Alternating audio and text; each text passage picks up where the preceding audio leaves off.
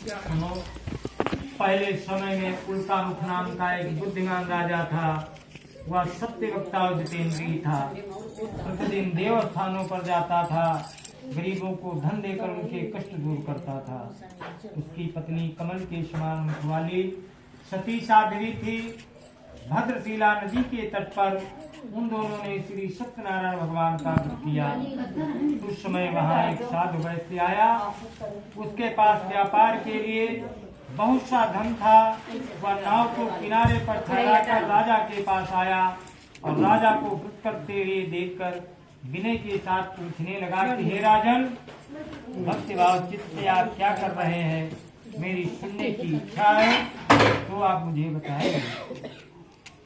राजा बोला, हे साधु, अपने बांधवों के साथ पुत्रार्थ की प्राप्ति के लिए महाशक्तिमान सत्यनारायण भगवान का व्रत और पूजन किया जा रहा है।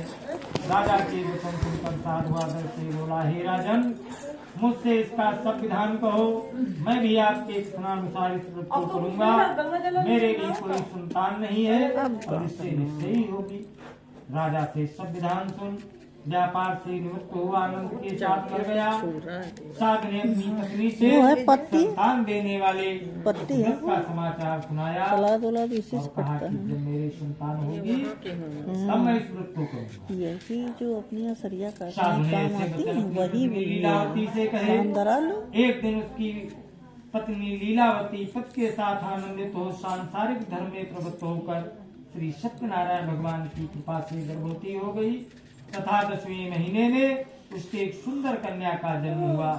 दिनों दिन वह इस तरह बढ़ने लगी जैसे शुक्ल पक्ष में चंद्रमा बढ़ता जाता है। चंद्रमा की बढ़ने के कारण उसका नाम कलावती रखा गया। तब लीलावती ने मीठे शब्दों में अपने पति से कहा कि जो आपने संकल्प किया था कि भगवान का व्रत करूंगा, अब आप उसे करिए।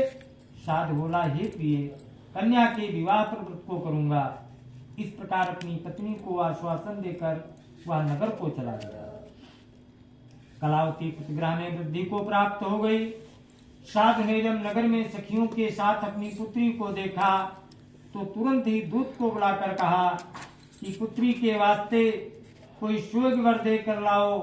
साधु की आज्ञा पाकर दूत कंचन नगर पहुंचा और वहां पर खोज कर देखभाल करके लड़की के लिए सुयोग पुत्र को ले आया।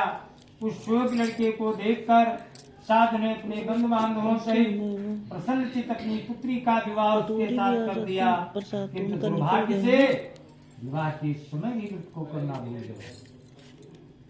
तब श्री भगवान क्रोधित हो गए और श्राप दिया कि तुम्हें दारुण दुख प्राप्त होगा। अपने कार्य में कुशल साधु बनिया दामाद सहित नामों को लेकर व्यापार करने के लिए समुद्र के समीप स्थित रत्नसारपुर नगर में गया और वहां दोनों ससुर दामाद चंद्रकेतु राजा के नगर में व्यापार करने लगे। एक दिन भगवान सत्यनारायण की माया से प्रेरित कोई चोर राजा का धन चुरा कर भागा। किंतु राजा के दूतों को आता देखकर चोर ने घबराते हुए राजा के धन को वही नाव में चुपचाप रख दिया जहाँ वो ससुर दामाद ठहरे थे और चोर भाग गए।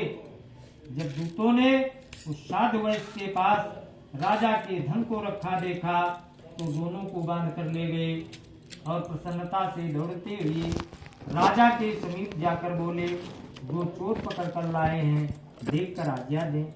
तब राजा की आज्ञा से उनको कठिन कारावास में डाल दिया गया तथा उनका धन छीन लिया। सत्यनारायण भगवान के श्राप के द्वारा उनकी पत्नी भी घर में बहुत दुखी हुई। घर पर जो धन रखा था चोर चुरा कर ले गए। शारीरिक व मानसिक पीड़ा तथा भूख प्यास से अति दुखित हो अन्न की चिंता में कलावती एक ब्राह्मण के घर गई। वहां उसने सत्यनारायण भगवान का व्रत होते देखा, फिर कथा सुनी तथा प्रसाद ग्रहण कर रात को घर आई। माता ने कलावती से कहा, हे पुत्री, अब तक कहाँ रही? वह तेरे मन में क्या है? कलावती बोली, हे माता, मैंने एक ब्राह्मण के घर श्री सत्यनारायण भगवान का व्रत होते देखा।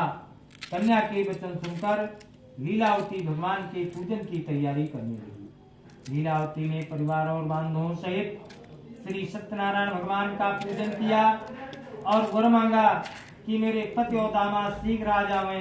साथ ही प्रार्थना की कि हम सबका अपराध क्षमा करो।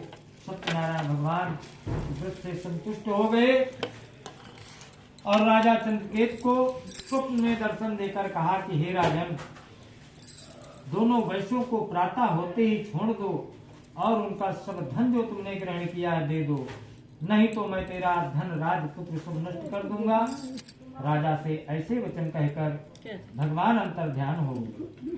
प्रातः काल राजा चंद्रकेत ने सभा में अपना स्वप्न सुनाया। फिर दोनों बड़े पुत्रों को कैद से मुक्त कर सभा में बुलाया। दोनों ने आते ही राजा को नमस्कार किया। राजा मीठे वचनों से बोला कि हे महान भावो, भावी वर्ष ऐसा कठिन दुख प्राप्त हुआ है, अब तुम्हें कोई भय नहीं। ऐसा कहकर राजा ने उनको नए नए वस्त्र भूषण दिए तथा उनका जितना धन लिया था उससे दूना धन देकर आदर से विदा किया। दोनों वैश्य अपने घर को चल दिए। श्री स्कंद पुराणे रेवा खंडे श्री सत्यनारायण व्रत कथायां अयोध्या। सत्यनारायण भगवान की जय।